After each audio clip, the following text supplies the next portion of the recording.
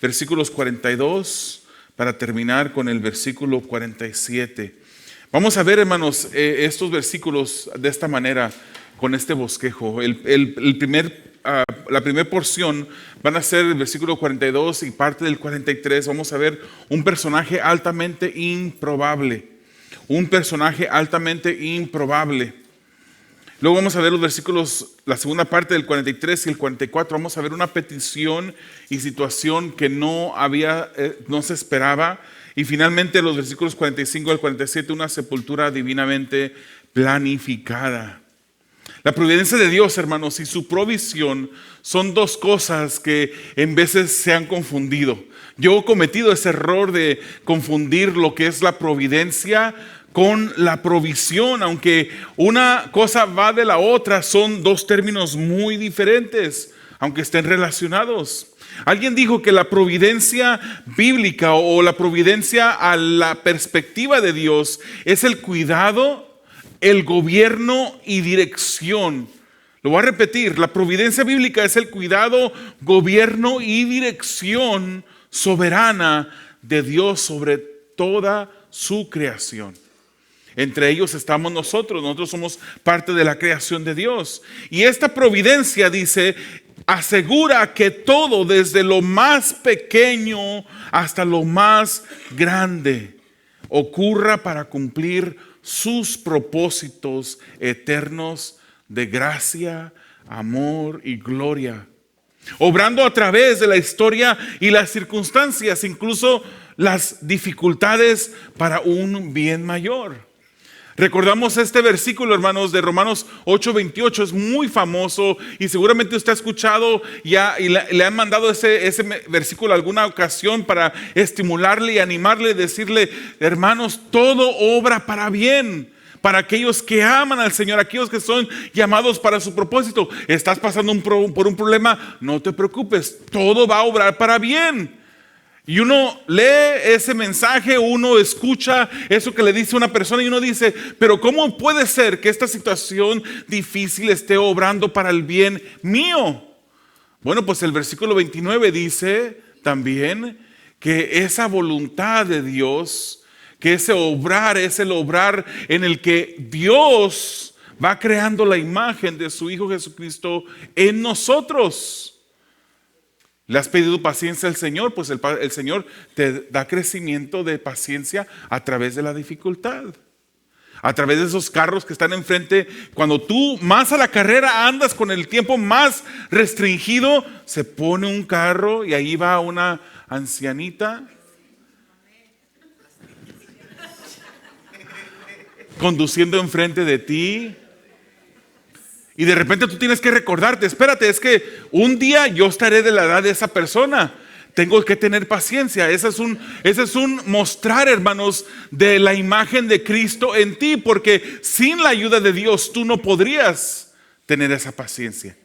Y vas y te calmas. Todo obra para bien. La providencia de Dios es ese cuidado, ese gobierno, esa dirección soberana de Dios sobre nuestras vidas, hermanos. Lo hemos dicho antes, lo repetimos el día de hoy. Si Dios no lo controla todo, Él no controla nada. Él lo controla todo. Y Él obra a través de la historia.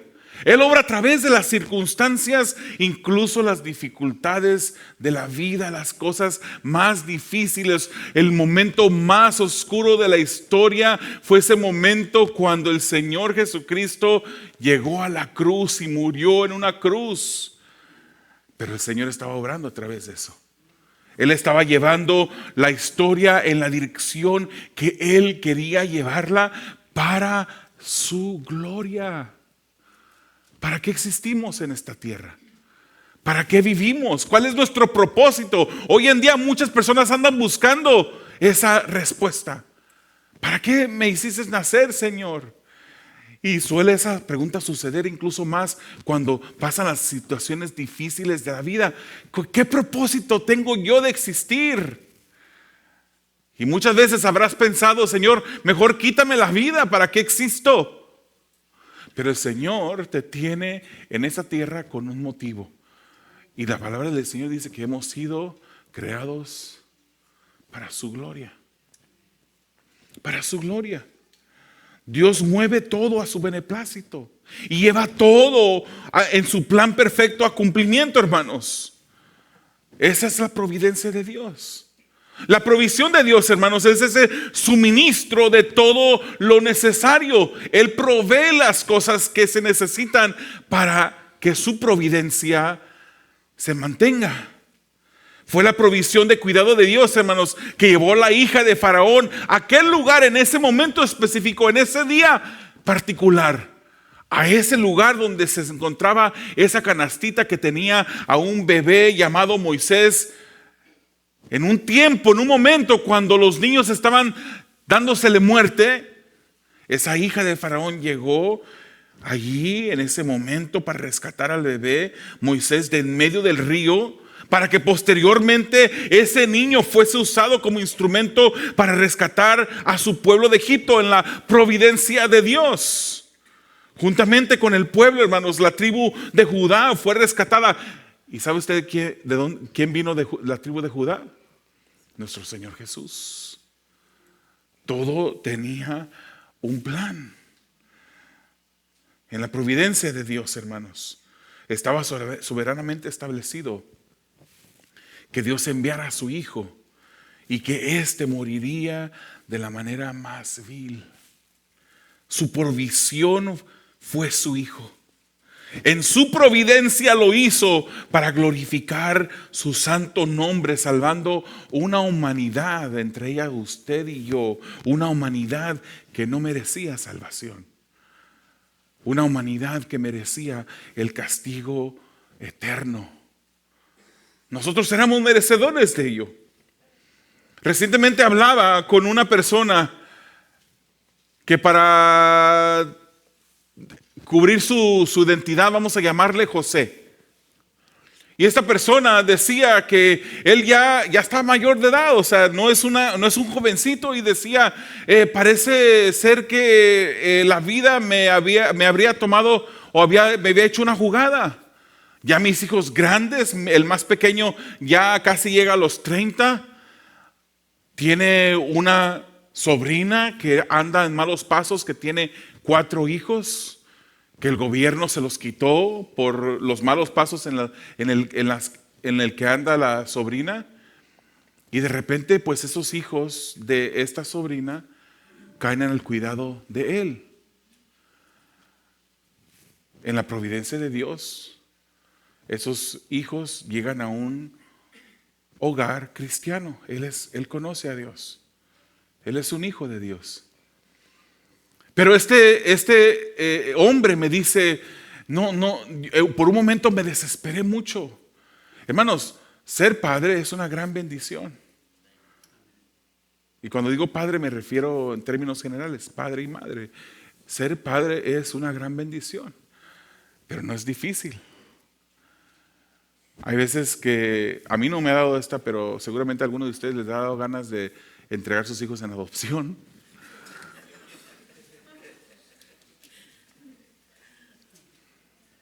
Es difícil ser padre. Él ya había criado a sus hijos y ahora vienen otros hijos que serían como de la generación de sus nietos, porque son hijos de una sobrina de él. Hijos pequeños que todavía necesitan instrucción.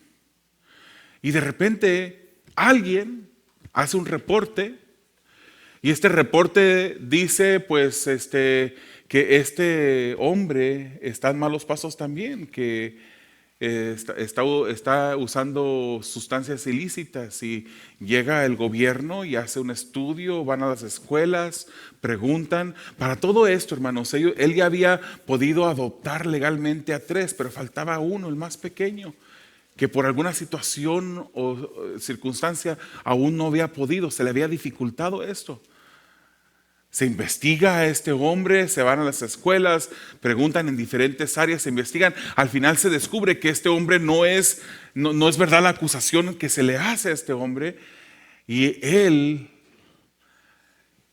escucha estas palabras de esta trabajadora social que le dice: he visto que eres un hombre y esta es un hogar un buen hogar para esos 4 hijos que acabas de o estos 4 muchachos. Y no solamente te voy a aclarar, voy a anular esta acusación que han hecho en contra de ti, sino que yo mismo voy a asegurar que te voy a ayudar a que termines el proceso de adopción del último. Dios estaba moviéndose en el asunto. Situaciones difíciles que uno no entiende por qué pasan, se desespera uno dice ¿por qué? Pero hay un plan de Dios, hermanos, porque Dios controla todo. Eso significa la soberanía de Dios. Él está a nuestro cuidado. Y Él estaba obrando en esta escritura que estamos leyendo el día de hoy, proveyendo un personaje altamente improbable, como leemos en los versículos 42 y la primera mitad del 43. Dice así: ya al atardecer, como era el día de la preparación, es decir, la víspera del día de reposo, vino José de Arimatea, miembro prominente del concilio, que también esperaba el reino de Dios. Esta es la manera como Marcos describe a este hombre. ¿Se recuerda el mensaje pasado, el pasaje de la semana pasada? Jesús murió en la cruz y su cuerpo yace muerto, colgado en esa cruz. El escenario del juicio, hermanos, de Jesús y su muerte, antes de su muerte, fue con tono apresurado. Los religiosos querían un proceso rápido. Querían un juicio apresurado, una crucifixión acelerada, una muerte rápida porque ya estaban a vísperas del día de reposo. Jesús muere a las 3 de la tarde. Aproximadamente, y el día de reposo comenzaba en algunas cuantas horas. Comenzaba cuando oscurecía ese día viernes, aproximadamente a las 6 de la tarde. No había tiempo que menospreciar o malgastar. El día de reposo era eso exactamente, hermanos, un día sagrado para los judíos en el cual tenían que observar con actividades extralimitadas. Los fariseos habían pervertido este día. Ellos habían hecho de algo que fue creado santo por Dios y lo habían desviado en algo perverso según sus deseos pecaminosos. Y de allí es que donde escuchamos el día de hoy esos mandamientos de hombres. Dios dio la ley, pero los fariseos, los religiosos, incrementaron esos mandamientos de una manera exagerada, a su antojo, diciendo que la ley era esto cuando no era la ley de Dios, y ponían incluso esas reglas que ellos habían puesto, lo ponían al nivel o más arriba que la misma ley de Dios. Tomaron la ley santa y crearon un sistema de reglas sobre ley, y lo peor, hermanos, emparejaban sus mandamientos a los mandamientos de la ley de Dios. Los mandamientos de los fariseos fueron más o menos así, entre muchos más. Ellos crearon una lista de 39 tipos de trabajos prohibidos para el día de reposo, que comenzaba el viernes al oscurecer hasta el sábado al oscurecer. No se podía escupir en ese tiempo, porque no debías de remover la tierra. Era como si estuvieras arando y escupías, se movía la tierra y es como si estuvieras arando, y eso era prohibido. No se podía escupir en ese momento. No debías matar una mosca en el día de reposo. Esto lo dice la ley, aclaro. Esto no era parte de la ley, pero es lo que ellos decían que era un requisito. No se podía matar una mosca, porque no se debía de cazar animales, decían ellos. Una mujer, hermanos, no debía de mirarse al espejo el día sábado para no mirarse las canas y ser tentadas a trabajar jalándose esa cana. Si tu casa se incendiaba en un día de reposo, no podías agarrar tu ropa. Hermanas, no podrían ir a su closet a sacar su ropa.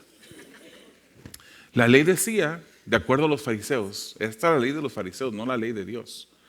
Decía que tenías que ponerte la ropa encima, ponértela ponerte las túnicas. Si ponías 30 túnicas y podías ponerte 30, con esas túnicas podías salir de tu casa siempre y cuando las tuvieras puestas, pero no pudieras agarrar tu ropero y salir. Era un tono apresurado los que los fariseos tenían antes del día de reposo. Pero en este tono apresurado aparece un personaje muy, pero muy poco probable. José de Arimatea, hermanos. Era de Arimatea porque era de una ciudad en Judea que se llamaba Arimatea. Pero ¿quién era este hombre? ¿Quién era este hombre? Lucas 23 nos dice que José de Arimatea era hombre bueno y justo. Mateo 27 nos dice que era una persona rica. Pero los detalles que Marcos nos da, nos dice que era un miembro prominente del concilio. Este es el Sanedrín, era un grupo de gobierno de los judíos que gobernaban sobre el pueblo. Él era bien conocido porque dice la escritura, era prominente, dice Marcos. Y él también, dice Marcos, esperaba el reino de Dios. Este era un hombre de fe genuina. Aún a pesar de ser parte del Sanedrín, del concilio, él tenía una fe porque había creído en Jesús. Hermanos, Jesús era esa pieza clave del reino de Dios. Él era el Mesías que el Padre había enviado para rescatar a su pueblo. No era como los demás miembros del Sanedrín, este José de Arimatea. Era diferente. Mateo 27 y Juan 19 lo identifican como discípulo de Jesús. Él era un verdadero discípulo de Jesús. Y mientras los miembros del Sanedrín buscaron con vehemencia la muerte de Jesús, Lucas 23 nos dice que él no estaba de acuerdo con el plan de darle muerte a Jesús. Él no estaba de acuerdo. No estaba de acuerdo con el proceder del resto de los miembros del Sanedrín. Pero es este hombre que Dios envía en un momento como este. ¿Por qué? Porque Dios está en los detalles. Dios conoce tu vida. Dios conoce las circunstancias difíciles que has atravesado. ¿Y sabes qué? Él conoce las situaciones difíciles que vas a atravesar. Y en todo a nosotros nos corresponde estar confiados en Dios. Estar mirando a Dios, sabiendo que Él tiene nuestra vida en sus manos. Y no son cualquier mano, hermanos, son las manos poderosas de nuestro Dios Creador. Me encanta ese versículo del Salmo 121. El primer versículo comienza diciendo: alzaré mis ojos a los montes, ¿de dónde vendrá mi socorro? Y al estilo judío hace la pregunta, responde, como Pablo. Pregunta, respuesta. Alzaré mis ojos a los montes, ¿de dónde vendrá mi socorro? Y él contesta: mi socorro viene de Jehová.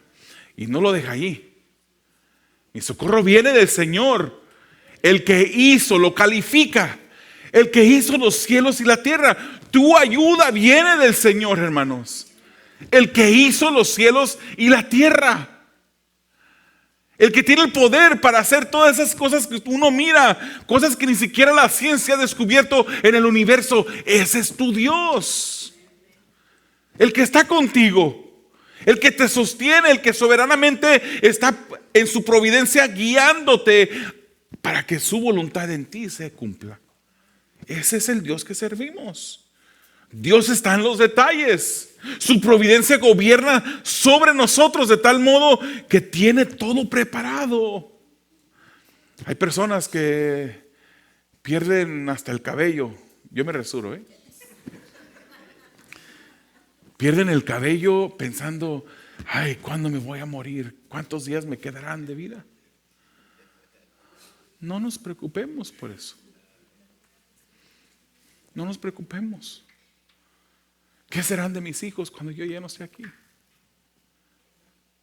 ¿Quién va a pagar la casa cuando ya no esté yo? Sí importa, son cosas importantes. O sea, Dios nos ha dado un cuidado por nuestra familia, nos interesa esas cosas, pero no deben de preocuparnos. Porque Dios es el que está en los detalles, porque Él tiene todo preparado. Dios movió a José de Arimatea a hacer algo altamente improbable para alguien como él, hermanos.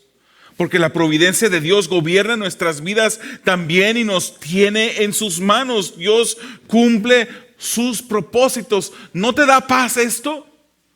¿No es esto una paz para ti, saber que el Dios que creó los cielos y la tierra, que cuidó de ese niño en esa canasta, te está cuidando a ti también? Se acerca viene José de Arimatea y hace una petición.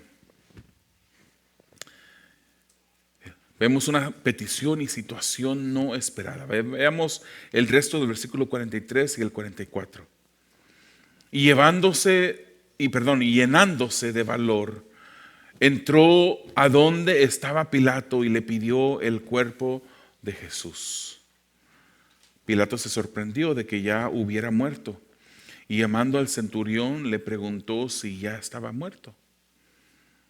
Recuérdese, José de Arimatea era un miembro prominente. Él tenía un estatus dentro del Sanedrín, un Sanedrín que en su mayoría odiaba a Jesús, que se enfrentaron a él, que buscaban cómo hacerle tropezar, poniéndole preguntas que decían ellos, seguramente con esto tropezará. Cuando vinieron con él le preguntaron, ¿es lícito pagar impuestos al César? Las monedas que se usaban en el Imperio Romano tenían la imagen del César ahí. Para los judíos esa imagen era idolatría. Pero al mismo tiempo, del otro lado de la moneda, digámoslo así, el gobierno romano esperaba que todos pagasen impuestos. Y cuando se acercan a Jesús, le dicen, ¿es lícito pagar los impuestos? Y pensaron, si Jesús dice que sí es lícito, se va a echar a los judíos como enemigos, porque está diciendo, usen esos denarios, que es idolatría, para un gobierno opresor y paguen los impuestos.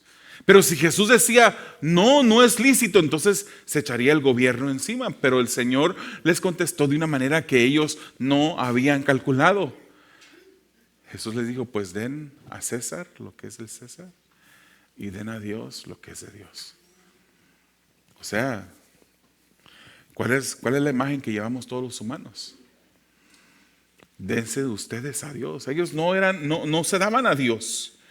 Ellos hubiesen preferido, hermanos, que Jesucristo hubiese contestado de otra manera diferente para poderle acusar en contra del gobierno o en contra de los judíos. Pero José de Arimatea era prominente entre ese grupo.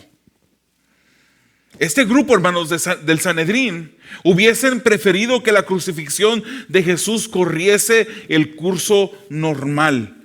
Querían que fuese apresurado, sí, porque ya llegaba el día de reposo. Pero la muerte de un crucificado, hermanos, podía durar días, hay veces. Y para los religiosos fue conveniente que muriera el mismo día. No tuvieron que acelerar su muerte quebrando sus piernas para provocar esa asfixia. Juan 19, 33 y 36 dice, cuando llegaron a Jesús, como vieron que ya estaba muerto, no le quebraron las piernas. Y versículo 36, porque esto sucedió para que se cumpliera la escritura, no será quebrado hueso suyo. La escritura se cumplió. ¿Cuál era la escritura que se cumplió? Salmos 34, 20, que nos dice, Él guarda todos sus huesos, ni uno de ellos es quebrantado. Lo que el Señor dijo cientos de años antes se cumple en este momento. Y no le quiebran sus piernas. Murió rápido. Pero cuando moría el que era crucificado, hermanos, los romanos tendían a prolongar la humillación de esa persona. Dejaban los cuerpos colgados. Después de que moría la persona, los dejaban colgados. A veces hasta por semanas en esa cruz. mientras el cuerpo se descomponía, y eran muchas veces esos cuerpos presas de aves de rapiña y de otros animales carroñeros. Eso también servía como advertencia de parte de los romanos para todos aquellos que quisieran infringir o ir en contra del gobierno. Ellos humillaban al crucificado hasta lo sumo.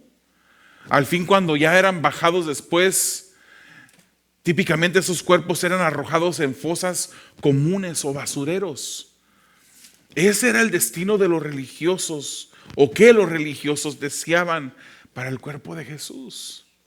Estaban contentos que murió el mismo día, se alegraron seguramente.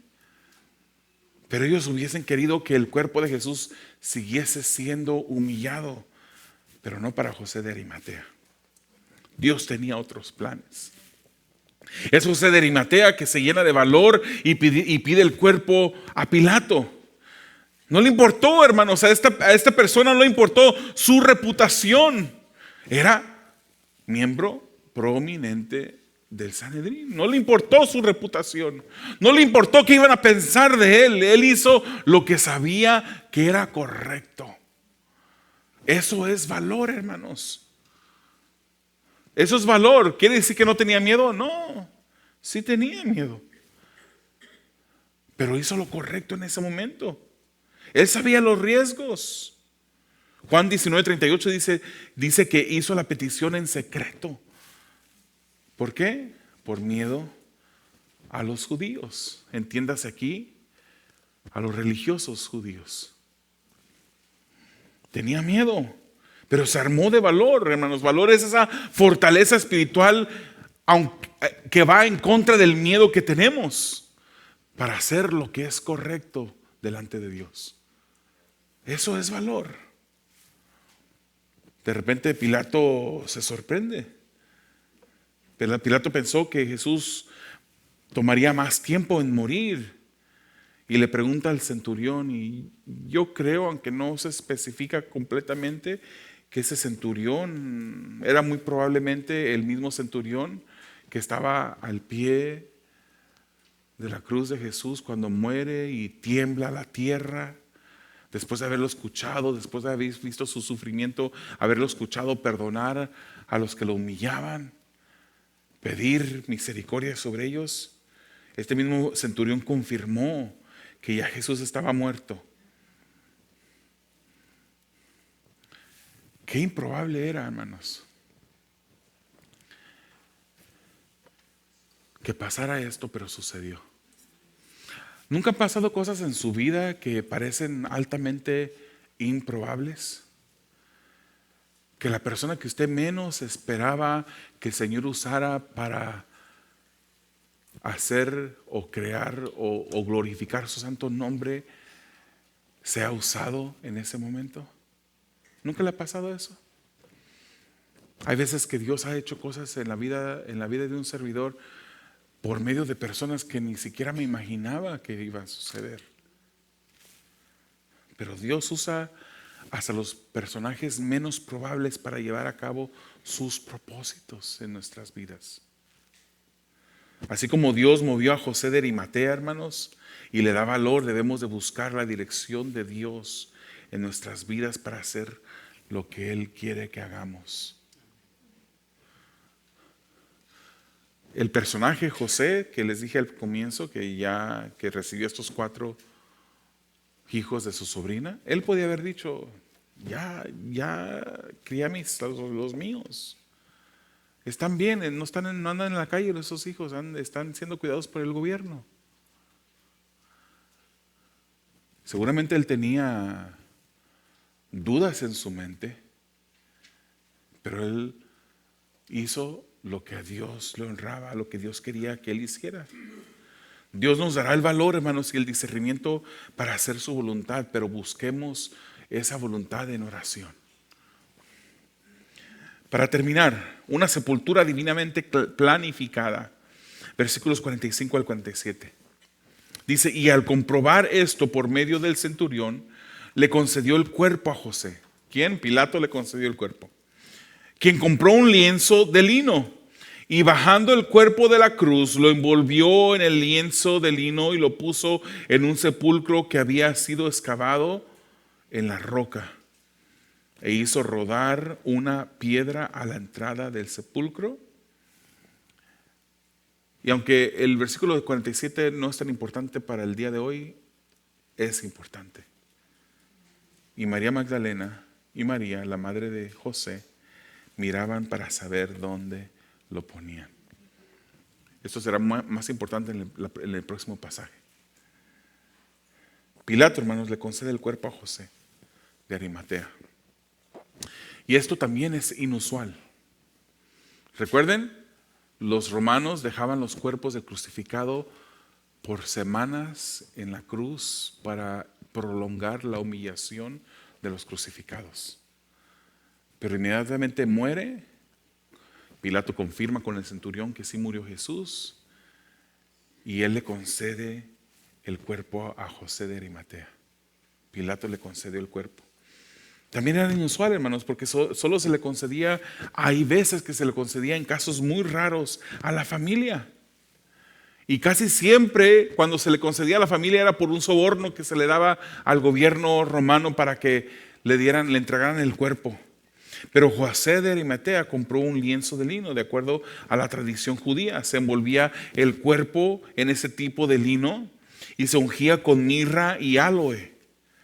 Aunque Marcos no nos da este detalle, hermanos, sabemos por Juan que Nicodemo estaba con José de Arimatea. Él también estaba ahí, Nicodemo, ese Nicodemo que había ido a Jesús de noche, ¿se recuerda? Para preguntarle, ¿cómo es que un hombre siendo viejo puede nacer de nuevo? Otro personaje improbable dentro de esta escena. Que Juan 19 nos dice que trajo 33 kilos de mirra y aloe para ungir el cuerpo de Jesús. El cuerpo de Jesús es envuelto, ungido y envuelto. ¿Por qué? Porque Dios estaba en los detalles. Y sigue estando en los detalles, hermanos. Dios no es un Dios que ha envejecido con el tiempo. Nosotros cuando envejecemos, hermanos, empezamos a notar diferencias en nuestro cuerpo, ¿verdad? El cabello deja de crecer en lugares donde queremos que crezca. Y espero no ser tan rudo esto, pero... Y empieza a crecer en lugares donde no queremos que crezca, como por ejemplo las orejas. Nuestra manera, la habilidad de escuchar disminuye. ¿Qué dijiste? ¿Qué? Nuestra habilidad de mirar disminuye. Necesitamos operaciones a veces. Necesitamos lentes para ver bien. Nuestra manera de movernos, a veces que nuestra mente se recuerda hace 20 años cuando éramos más jóvenes. Y nuestra mente corre más rápido que nuestros pies. Llegamos y nos tropezamos a veces. Ya no cargamos lo mismo que cargábamos cuando estábamos en la preparatoria haciendo pesas en el periodo de gimnasio. Ya no. Pero Dios no es así. Dios sigue siendo ese Dios poderoso. Su poder no ha disminuido. Su control sobre nuestras vidas no ha disminuido. Él no se ha puesto viejo. Él no dice, espérate, ¿qué estás orando? ¿Qué? No te escucho bien. Él no dice eso. Él no se escucha. Incluso conoce las palabras que llegarán a nuestra mente para bajar y salir por nuestra boca mucho antes de que hayan llegado a nuestra memoria. Él conoce todo de nosotros. Él está en control. Él sigue estando en los detalles de nuestras vidas. Pero Jesús no tenía un sepulcro en donde lo sepultaran. ¿Dónde lo iban a sepultar? Entonces, hermanos, de pura casualidad, José de Arimatea había preparado su propia sepultura labrada de una piedra y de pura casualidad se encontraba cerca del Gólgota. Amén. No, hermanos. Esto no era casualidad. Porque Dios está en los detalles, porque Dios está controlando toda la situación de nuestras vidas. No fue casualidad. Dios tenía ese lugar preparado para que el cuerpo de Jesús fuese depositado mientras que llegaba el tercer día para su resurrección. Dios haría que su palabra se cumpliera. Isaías 53:9 dice: se dispuso con los impíos su sepultura, pero con el rico fue en su muerte. ¿Quién era rico en este escenario?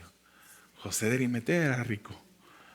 José de Arimatea tenía un sepulcro que se había labrado de una piedra cerca del Gólgota, donde Jesús fue crucificado. Había poco tiempo y no tenían que recorrer largas distancias para llevar el cuerpo de Jesús al lugar donde lo sepultarían. El hombre rico, cuya riqueza fue la provisión de Dios, era ahora usada en la providencia divina de aquel que gobierna soberanamente sobre nuestras vidas. Al parecer, hermanos, Jesús quedó mal parado, sin preparativos de un lugar en donde descansaría su cuerpo. Nos dice la Biblia que no tenía ni en dónde recostar su cabeza. Mateo 8:20 dice: Jesús le respondió: las zorras tienen madrigueras y las aves del cielo nidos, pero el Hijo del Hombre no tiene dónde recostar la cabeza. Él no tenía un sepulcro, pero Dios ya lo había preparado. Dios ya tenía esto preparado. La providencia de Dios tenía todo en su lugar. En la providencia y la provisión de Dios, aunque Jesús no tenía ni en dónde recostar su cabeza, su sepultura fue la sepultura de un hombre rico. Dios usa a los personajes menos probables para llevar a cabo sus propósitos. Y al parecer, hermanos, el diablo tenía la batalla ganada en este momento cuando Jesús yace muerto el cuerpo. Al parecer quedaba la humanidad perdida y quedaba el cristianismo, como las demás religiones del mundo, con un líder muerto. Pero Dios el Padre había enviado al único que podía morir para darnos salvación. Ese se llama Jesús. La muerte de Jesús, hermanos, es la justa. Vemos en esta muerte la justa consecuencia de Dios por el pecado. ¿Pecó Jesús? No, no pecó. Pero es por eso que nosotros que hemos pecado, por eso se nos cansa la vista. Por eso se nos cansa el cuerpo ahora como no se nos cansaba antes. Por eso no escuchamos de la misma manera que escuchamos. Porque este cuerpo se va desgastando hasta el momento cuando después muere. El día de ayer en un cumpleaños me recordaba, muchas veces decimos se cumple un año más, pero en realidad estamos cumpliendo un año menos. Un año más cerca, hermano. Un año más cerca de la muerte. Hermanos, qué dulces palabras para aquellos que somos hijos de Dios. Un año más cerca de la muerte es un año más cerca de estar en la presencia de nuestro Señor. Qué dulces palabras. Qué maravilloso es tener esa seguridad y tener esa confianza y esa paz que el Dios que providencialmente nos trajo a la luz cumplirá su propósito llevándonos a gloria con Él. La muerte, hermanos, es la justa consecuencia de Dios por el pecado. Así lo dice Romanos 6:23. Y las buenas obras no son suficientes para compensar por nuestros pecados. Para Dios, nuestras buenas obras, cuando las hacemos, Dios quiere que obremos bien. Las buenas obras son el resultado, son el fruto de nuestra salvación. Pero cuando hay personas que obran bien para tratar de por esa buena obra ganarse el favor de Dios, en esos casos Dios mira esas obras como trapos de inmundicia, de acuerdo a Isaías 64. Dios no acepta esas buenas obras para intercambiar el favor de Él por esas obras. Aunque Jesús no pecó, hermanos, Él murió como nuestro sustituto. Y era necesario que Él muriera. Era necesario que su sangre fuese derramada. Porque se tenía que cumplir su palabra. Él lo había establecido así. Y Él no es hombre para que mienta, ni hijo de hombre para que se arrepienta. Él cumple lo que Él dice. Levítico 17:11 nos dice, porque la vida de la carne está en la sangre. Y yo se la he dado a ustedes sobre el altar para hacer expiación por sus almas. Porque es la sangre, por razón de la vida, la que hace expiación. Las cosas del Antiguo Testamento eran sombras de las cosas que iban a venir. El altar se convierte en esa cruz. Era Dios el que ofrece a su Hijo como sacrificio. Era Jesús el que ahora se convertía en ese cordero que era llevado a la muerte para expiación de nuestras vidas, para satisfacer a Dios por una ofensa cometida. Nosotros hemos pecado y necesitábamos de ese sacrificio expiatorio de Jesús para salvarnos, hermanos. Era necesario que Él muriera. Era necesario que su sangre fuese derramada. El sacrificio de los animales del Antiguo Testamento, de acuerdo con la ley, solo cubrían temporalmente, esperando el sacrificio perfecto de nuestro Señor Jesucristo. Un sacrificio perfecto, permanente y perpetuo. Hebreos 9 nos dice: entró al lugar santo una vez para siempre, no por medio de la sangre de machos cabríos y de becerros, sino por medio de su propia sangre, obteniendo redención eterna. Porque si la sangre de los machos cabríos y de los toros y la ceniza de la novilla rociados sobre los que se han contaminado santifican para la purificación de la carne, ¿cuánto más la sangre de Cristo, quien por el Espíritu eterno Él mismo se ofreció sin mancha a Dios, purificará nuestra conciencia de obras muertas para servir al Dios vivo? ¿Cuánto más? Y según la ley, dice el versículo 22, casi todo ha de ser purificado con sangre, y sin derramamiento de sangre no hay perdón. Otra versión dice: sin derramamiento de sangre no hay remisión de pecados. Cristo es nuestro Redentor que tenía que morir. Su sangre tenía que ser derramada. Y así lo dice Pablo, hermanos, en 1 Corintios 15. Porque yo les entregué en primer lugar lo mismo que recibí, que Cristo murió, Cristo el Mesías murió por nuestros pecados conforme a las Escrituras, que fue sepultado y resucitó al tercer día conforme a las Escrituras. Dios lo había dicho así. Y así sucedió. Porque Dios, en su providencia soberana, mueve todas las cosas para llevar al fin sus propósitos en la historia de la humanidad. Y tú no eres la excepción. ¿Qué te preocupa en este día? ¿Qué situación tienes pendiente? Posiblemente que te quita el sueño en las noches. ¿Qué situación te tiene los nervios de punta, como dicen por ahí? Pero más bien pregunta: ¿qué situación es tan grande que Dios no pueda solucionar? ¿Qué situación es tan grande que se le haya escapado a Dios de sus manos? Nada, nada.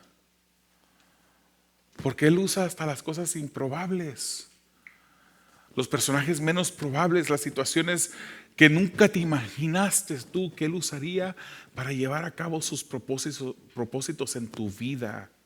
Ese es el Dios al que le servimos. Te voy a invitar a que cierres tus ojos, que inclines tu rostro.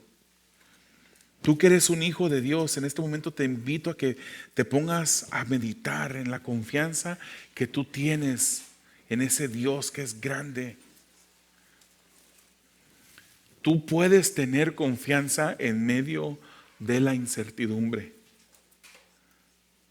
Tú puedes confiar en ese Dios que está en control, aun cuando suceden esas cosas que no esperabas que sucedieran.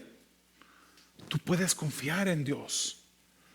Tú puedes confiar que Dios gobierna soberanamente sobre tu vida. Él es Dios, siempre lo ha sido y siempre seguirá siendo ese Dios poderoso. No dudes de Él. Sigue esperando. Sigue esperando en Él porque Él hará. Permanece quieto. Permanece en calma, en paz, en esos momentos difíciles, porque Él va a obrar. Es más, Él ya está obrando. No te desesperes.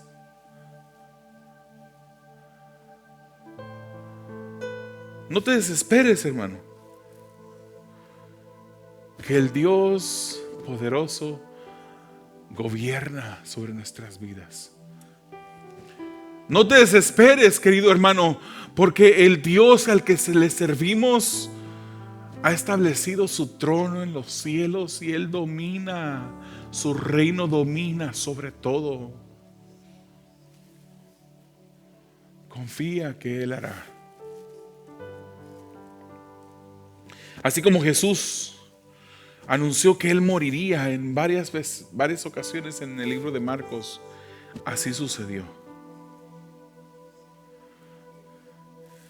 Pero no servimos ni confiamos en un líder que murió y permaneció muerto. Porque así como dijo que moriría y murió, Él también dijo que resucitaría y resucitó. Él es Dios. Confiemos en su palabra. Confiemos en su cuidado. Acerquémonos a Él. Corrijamos las cosas de nuestras vidas que necesitan ser corregidas, pero confiemos en Él. Amigo, tú que me escuchas, quiero reiterar que Dios proveyó en la muerte de Jesús el rescate para tu alma. En su muerte Él pagó ese precio que te tocaba a ti pagar. A ti te tocaba morir en esa cruz. Y después de morir en esa cruz te tocaba pasar una eternidad en el infierno porque has fallado a Dios, has pecado. Y la paga del pecado es muerte. Pero el regalo de Dios es vida eterna en Cristo Jesús. No hay salvación fuera de Jesús. Jesús es el único camino a salvación. No las filosofías, no supersticiones, no la religión, no tus buenas obras. No confíes en nada de eso. Pon tu confianza, pon tu fe en Jesús. Arrepiéntete y pídele perdón por tus pecados y recibirás la salvación. Y tú podrás decir, igual como dije yo hace unos momentos, qué dulce es el pensar que se acerca la muerte. Porque ya no habrá preocupación para ti. Si tú entregas tu vida en fe en Jesús, ya no habrá preocupación para ti. Tendrás una seguridad que lo que dice la Biblia se cumplirá. Ausente del cuerpo es estar presentes con Dios. Amado Dios, eres ese Dios de lo improbable, lo humanamente improbable. Eres ese Dios que en tu providencia, Señor, mueve todas las situaciones. Ese Dios que cuida de nosotros, que gobierna nuestras vidas, que nos dirige soberanamente. Eres ese Dios que asegura todo, desde lo más grande hasta lo más pequeño, Señor, para cumplir tus propósitos eternos en nuestras vidas, para llevarte tú la gloria obrando a través de toda circunstancia, para un bien mayor. Y ese bien mayor es tu gloria, Dios. Te damos gracias por ser nuestro Dios. Te damos gracias por esa confianza que tú nos das, por tu palabra. Gracias, Señor. Gracias, Padre eterno. Ayuda, Señor, a que cada persona, cada miembro de tu iglesia, cada hijo tuyo pueda crecer en confianza y pueda estar confiando en tu providencia, en que tú obras, Señor, aun cuando parece que no estás obrando, que tú contestas, Señor, y siempre haces tu voluntad, porque tú lo controlas todo. Tú lo controlas todo, Señor, para el bien de tu pueblo y para la gloria de tu Santo Hijo. Gracias, gracias. En el nombre de Jesús. Amén.